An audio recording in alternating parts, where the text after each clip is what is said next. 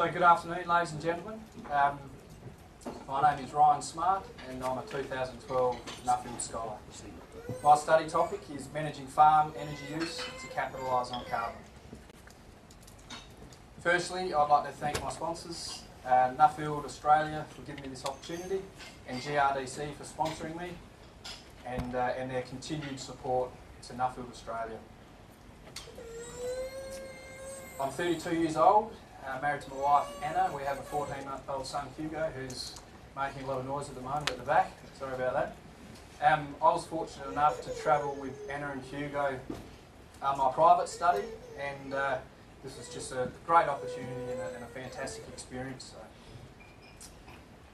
we work in our family farming business, and this business has 6 properties in 3 different geographical locations through South Australia.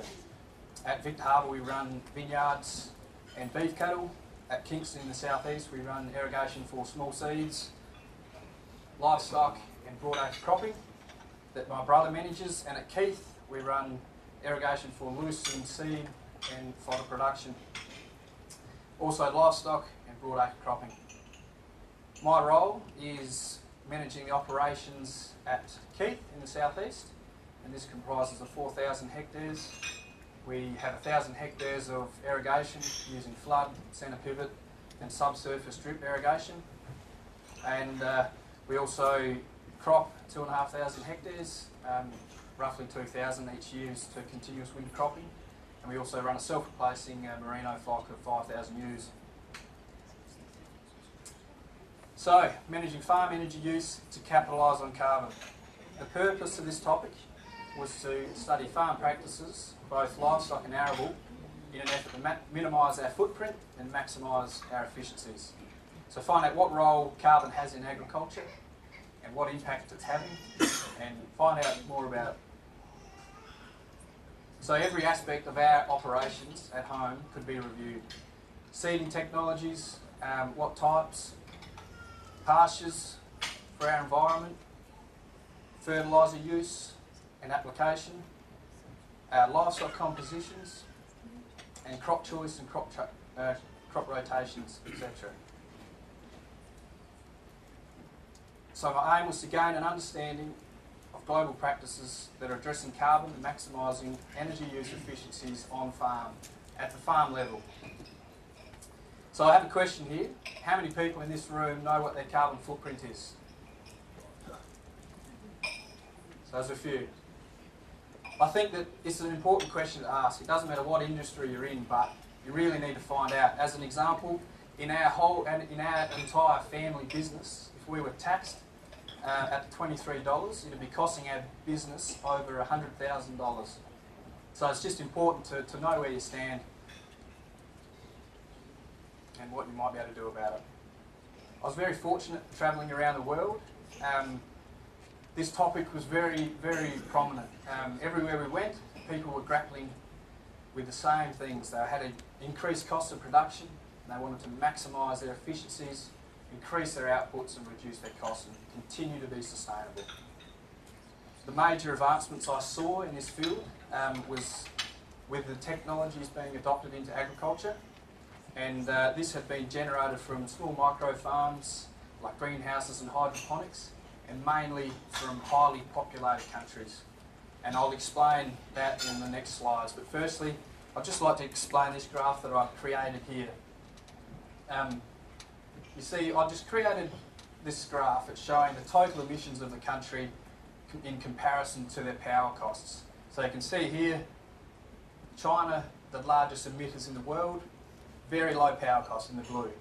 On the other side, USA, very large emitters, extremely low cost of power. Australia, extremely low emitters, and quoted the most expensive power in the world.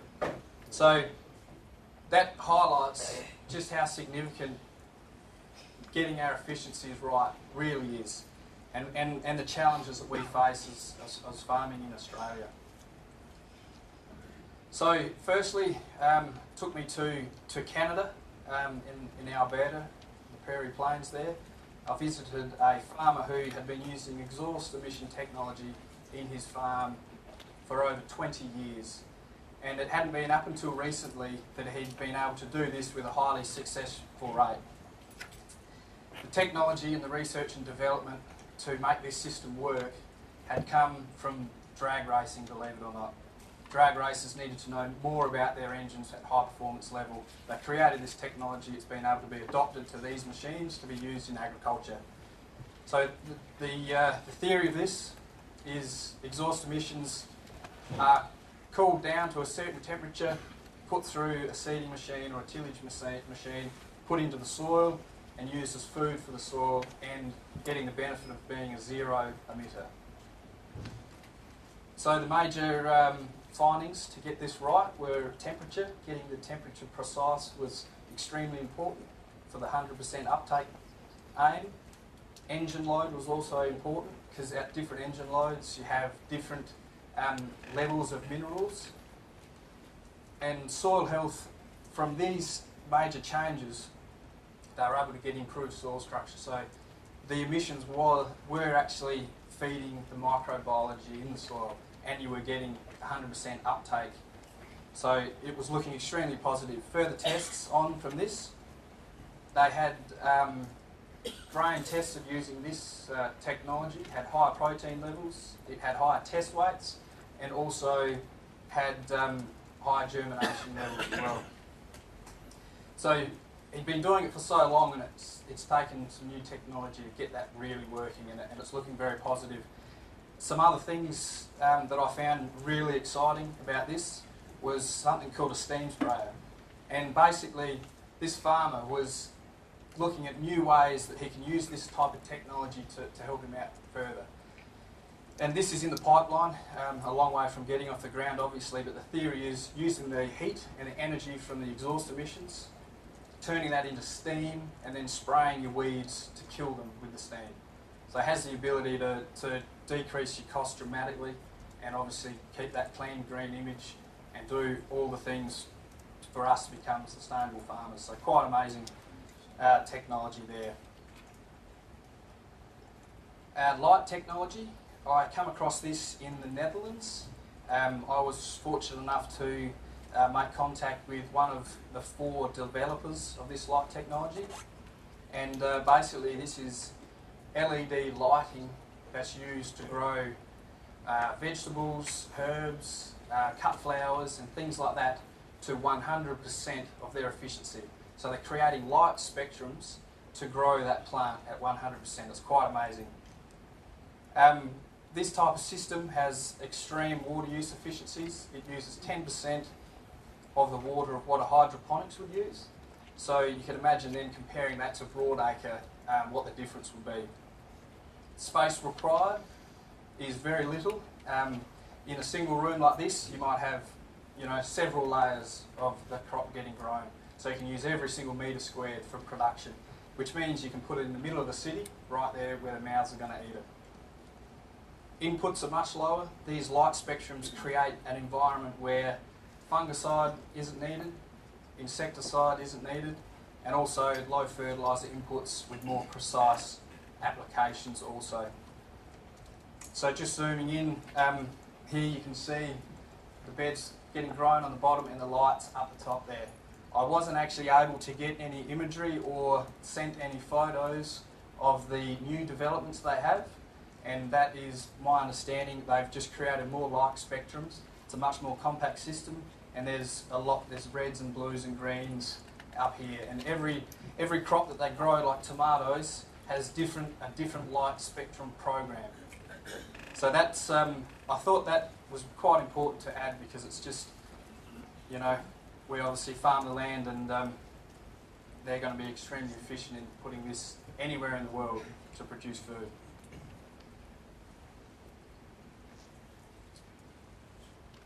PI mapping.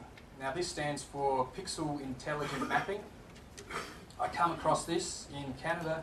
I visited a potato grower. He was running about 20 centipivots, and he moved to this technology because he needed more information, and he needed to do what he was doing better to make more money, basically. He got to a point where he had to change his farming practices. Now this pixel intelligent mapping has been generated from the Netherlands.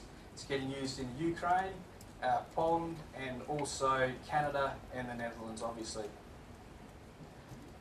Basically what this is using satellite imagery to take a photograph of your specific field, combining that with a whole range of other information, weather, evaporation, precipitation, etc., to give you a total of 45 aspects of information. This information, so growth is one, so it gives you the biomass, CO2 intake, your leaf area index and your vegetation index of your plant. Also moisture, so it'll measure your evaporation, your precipitation and your reference evaporation of the plant also. Minerals, it'll give you the nitrogen in the leaf, so a broad picture of your field, and also nitrogen in the upper leaf, which is your growing health of your plant. It'll also measure 10 growth parameters to give you yield predictions throughout the year. So this technology can be given to, this information, can be given to you once a week. Photographs are taken once a week, and you get sent information about your specific field once a week also. It'll give you information for prescribing water, and also prescribing water for variable rate applications across the field. It'll also give you the ability to prescribe precision fertiliser and also variable rate fertilising applications as well. So that aside, of gaining the efficiencies from that, let alone the extra knowledge that gives us about what we're growing, is just amazing. I experienced this firsthand. We were in this guy's office, and one of his pivots was showing some alarm bells. We went out to the site, and there's 20 pivots out there. We were looking at this one, and physically, the naked eye, we could not see a difference in this crop at all. And we sort of thought this program is no good, basically. And we started digging, and there was a 40% decrease in yield in his potato crop. And we couldn't see it. This program had picked it up probably 2 or 3 weeks earlier than when we were going to find out that information. So it gives us a huge opportunity to maximise our efficiencies with this type of technology and decrease our inputs, or make them more precise and make them work better for the value. And also it has the possibility to change the way that we farm today by using this information. So it's quite amazing where this will go, and I really look forward to seeing this develop in time.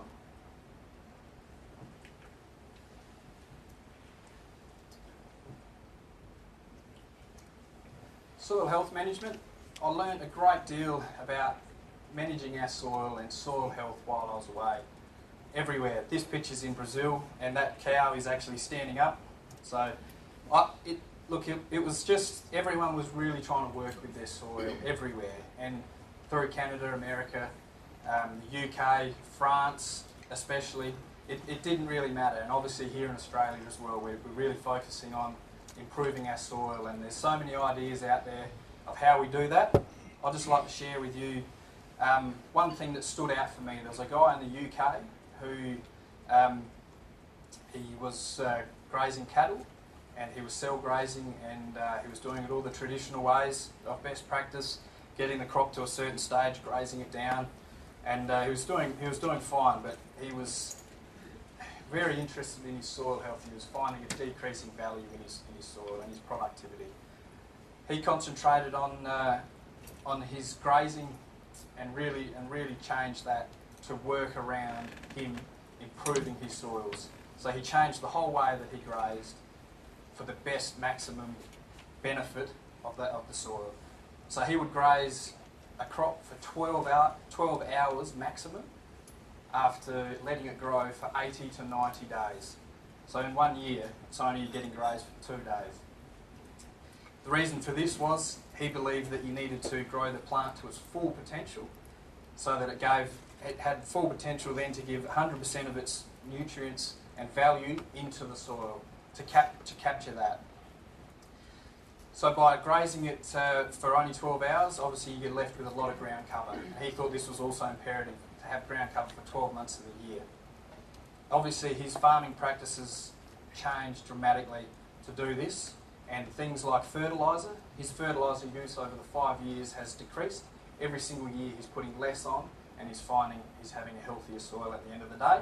And he quoted to me that in 5 years he's picked up 30% gain in productivity. So he's actually added 30% more livestock on the same area just by focusing on his soil health. This here is just a good example of what he was doing. Up the top here, you can see there's a lot of ground cover there. It's very healthy soil, lots of moisture, it's low temperature, lots of microbiology. It looks really good. Below, believe it or not, that's actually 1 metre away from that top photo. So this is conventional type farming, where you can see it's a different colour. It's obviously higher in temperature. There's no moisture there, and it's just generally not a healthy soil. So he's been able to change his soil to that. From that, it was quite amazing, and increase his productivity over that time. So he's made some compromises on the way, but he's definitely, he's creating an extremely sustainable future for his location and for his business. Livestock. I learnt a lot about livestock travelling around. Quite general, a lot of the information I was getting.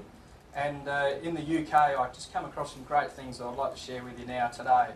And one of those was scanning. And this is just using your traditional CAT scan or CT scan that was developed in the 70s for human medicine.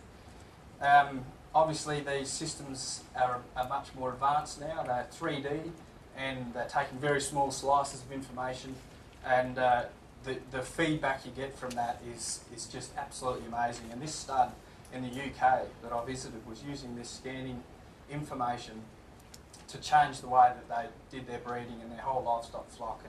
And they were getting information like their eye muscles, they were getting meat to fat ratio, they were getting meat to bone ratios, killing out percentages, and a whole range of information that they thought best suited what their job was. And they had a very even line with their stud that looked great.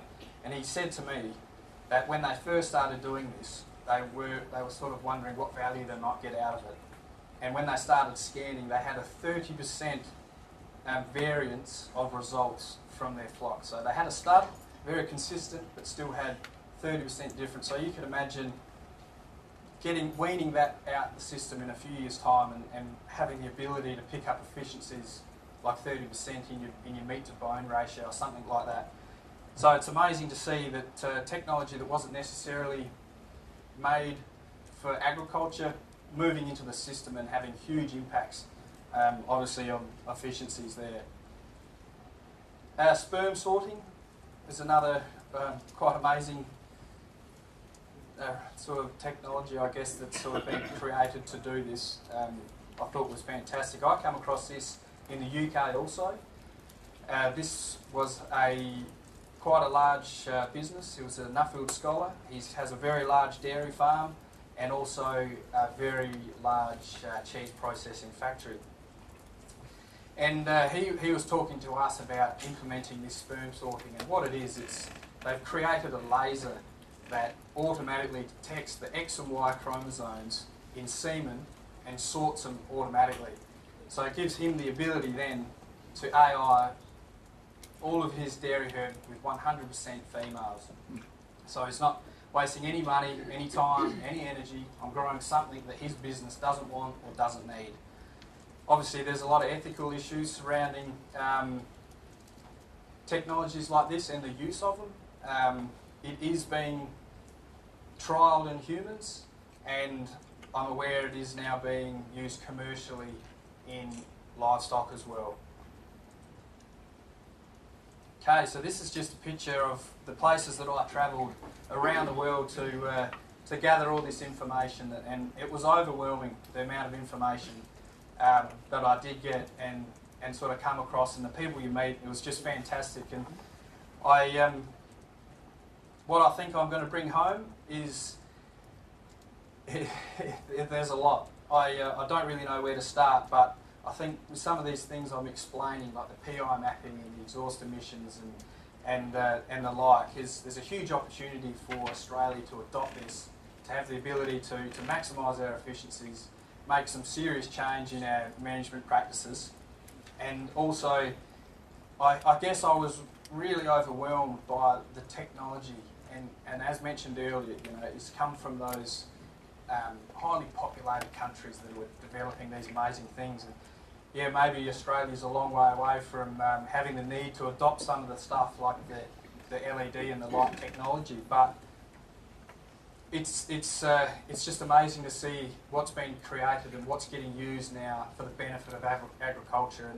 And all in all, as a general overview, we have a huge opportunity to really sort of capture this to change Australian farming for the better, to create a sustainable future for us, and obviously reducing our footprint at the same time. So I would like to thank Nuffield Australia again for this opportunity, GRDC for their continued support, to Nuffield and my sponsorship. The Global Focus group there pictured above, just a fantastic dynamic and make friends for life. And that generally the Global Focus program is just an absolutely amazing experience, and it's one you'll never forget. And lastly, just like to thank my wife Anna for her support through this journey with the little fella, and also all the friends and family that helped me with this. So thank you. Thanks very much, Ryan. Look, just with a few IT issues, we've just got time for a quick couple of questions. So,